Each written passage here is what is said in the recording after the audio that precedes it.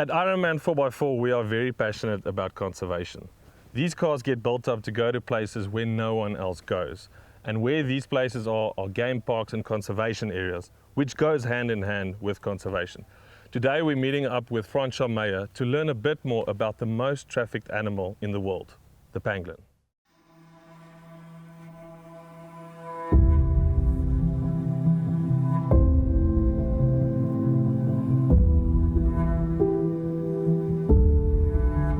Any photographer, any field guide, any hunter, will easily tell you it's one of their dreams to see a pangolin. So that's where it started for me. I just wanted to see one. I was very blessed to be able to see one, and that's my first contact that I had with the African Pangolin Working Group, where I just reported the sighting for their database. And 3 years after that, I just got a phone call of somebody telling me they confiscated the pangolin, how do they feed the pangolin? And at that point I realized how little I knew about it. My name is Kudu Meyer, nicknamed Kudu. I work for the African Pangolin Working Group. Currently I am their Limpopo field manager.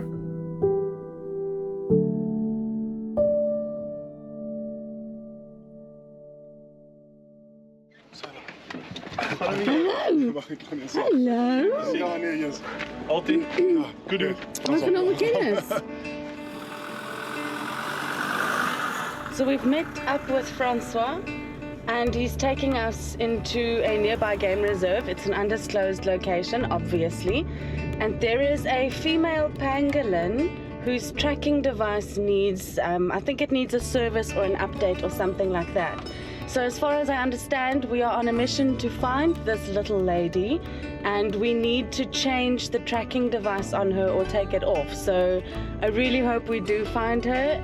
It's like a once in a lifetime opportunity to see a real life pangolin. So like, hold all your fingers, we'll find it. Today I just want to replace, actually just remove one of the tags that I put on her, which is a satellite tag that we use to just collect satellite data from her, and this tag is expired now. So she's got two tags on her, the VHF tag that I used to physically find her and the satellite tag that we just monitor general movement. But the sat tag expired now. Now I just want to get it off, refurbish it and put it back on. Ek gaan nou scan vir haar hier. Ek verwag nie om haar nou hier te kry nie. Dis net ja, so ons het vanoggend het een van ons het hier so werk sein gekry en hy het in hierdie tipe rigting gekry. En sy het al gate hier gehad en hier gehad. So Ali was rescued from the trade. When she was rescued, she was pregnant, which normally puts us on edge because from the trauma from being in the trade, and remember, even though we mean best by taking them to the vet and stuff, this is all still a traumatic experience for them. So from being in the trade to going to veterinarian care, to going through rehab and going through being released at a new area, that's a lot of stress. So your odds are quite high for the animal then to abort the pup.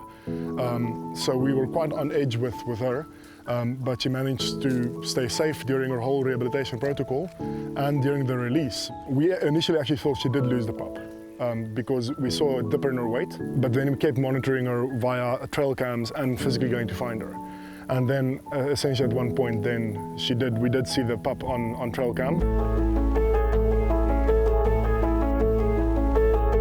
Glad to say the pup grew up nice and strong. I had the opportunity of seeing him once or twice, but we have a very hands-off approach that I really only want to see the pangolins if we have to see them. So we did see the pup here and there, luckily, but it looks like it recently left its mom. And it looks like that happens about 5-6 months after their birth. They start like going out on their own and things, or maybe even burrowing close by.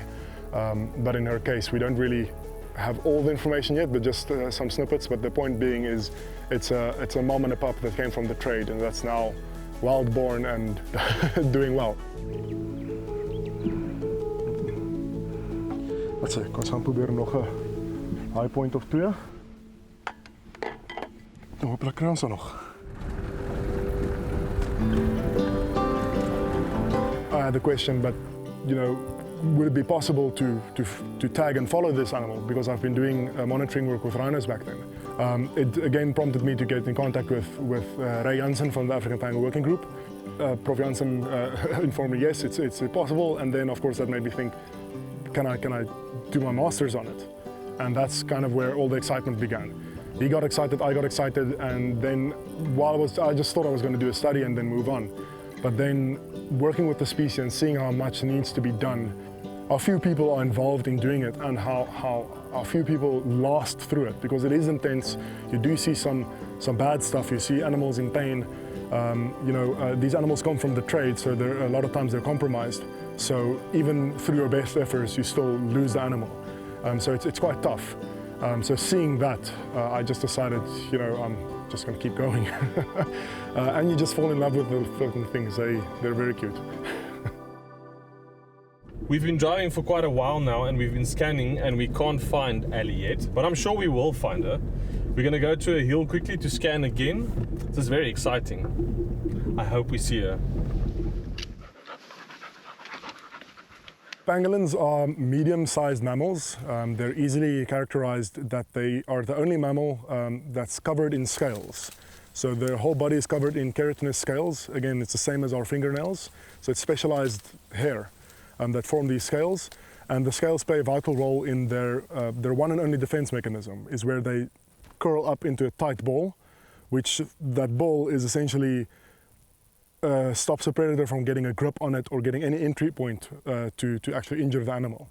Not only that, but those scales, the tips, sometimes they break from weathering, and those tips can even cut you. So if you do handle the animal, or if the predator do engage with it, they can actually start mauling their body, and those scales can cut. I've even found pangolins that had blood on them, and I thought it was a pangolin bleeding, but it was something else that tried to get them. They strictly only feed on ants and termites. Even though they're fantastic diggers and digging for food, they do not dig their own burrows. So they make use of caves, aardvark burrows, porcupine burrows, or even dense vegetation. They give birth to just a single pup.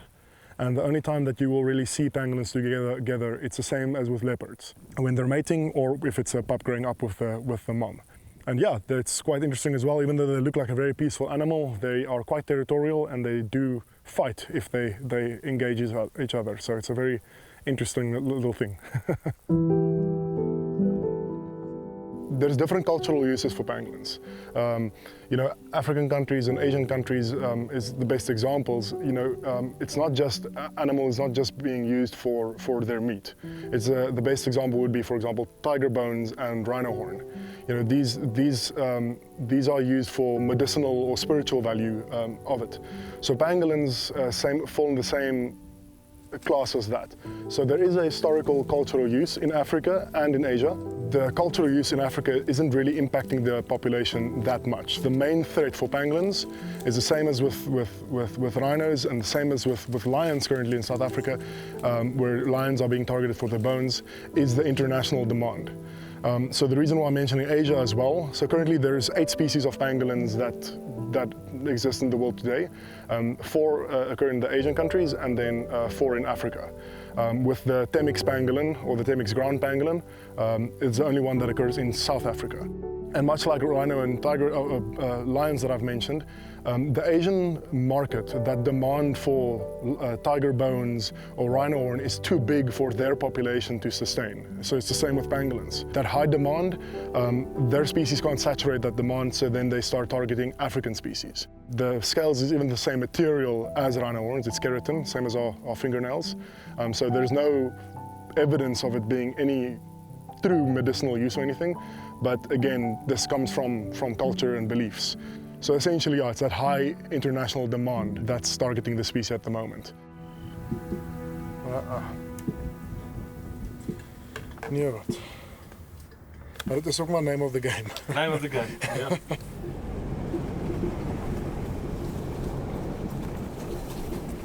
Unfortunately, we did not find Ali tonight, and we're not going to be tracking into the night because there are big game here, elephants, buffaloes, and you don't want to run into them at night. So we're going to try again tomorrow morning, because the previous times they found her, she was actually active in the morning. Round 2 tomorrow morning. Feeling positive? Feeling positive.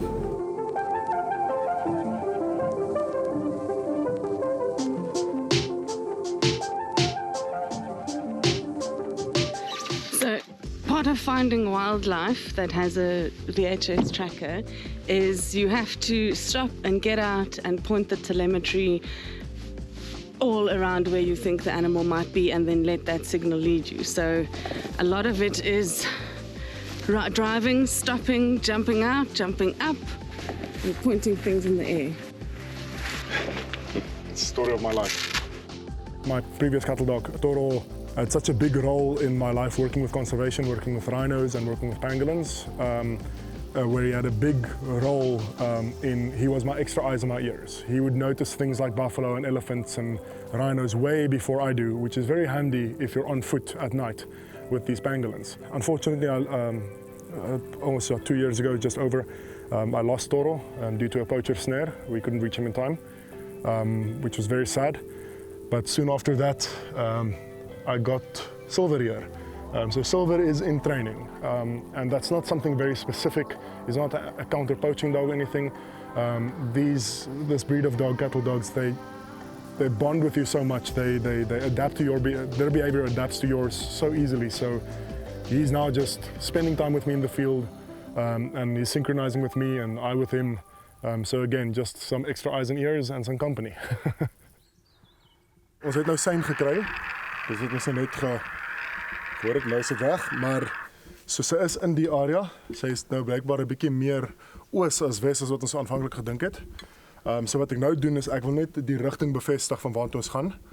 En dan wat ek doen is ek stel, so hier is die receiver. Hy tel die sein op van wat die transmittertjie deurstuur. Wat ek dan doen is ek stel my reception die hele tyd swakker en swakker en swakker hierop. En dit forceer my dan om nader aan die dier te beweeg, want ek gaan dan net die sein optel waar hy die sterkste is. En soos ek dit swakker hier so stel, dan moet ek die hele tyd in daai een rigting in beweeg en so kom ons nader aan die dier.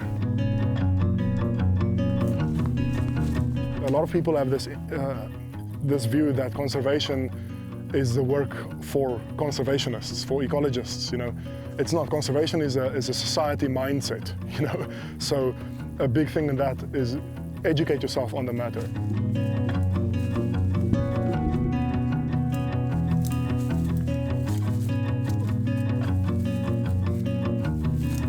Okay, ek gaan julle gaan nodig hê. Is reg, altyd gaan vir jou help.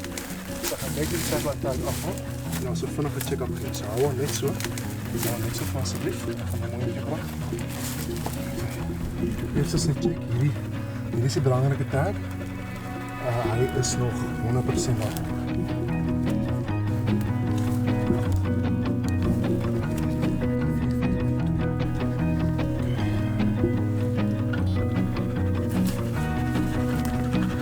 Mooi seun, baie mooi gekry. Tracker wat ek nou afhaal, is die enetjie wat sit daar in die hand het. Die is 'n satellite tracker. Hy lyk my nou verval. So ek gaan hom nou afhaal sodat ons hom kan refurbish en 'n nuwe een kan gebruik. Hierdie is die VHF tracker en 'n UHF tracker. So hy save al die data vir my navorsing. So just to be 100% clear, this is not the norm and you should never be touching a wild animal. The only reason I am this lucky in this universe is because somebody has to hold the pangolin while the tracker gets changed. And I happen to be that extremely lucky person. Thank you, Ali. Thank you, Francois.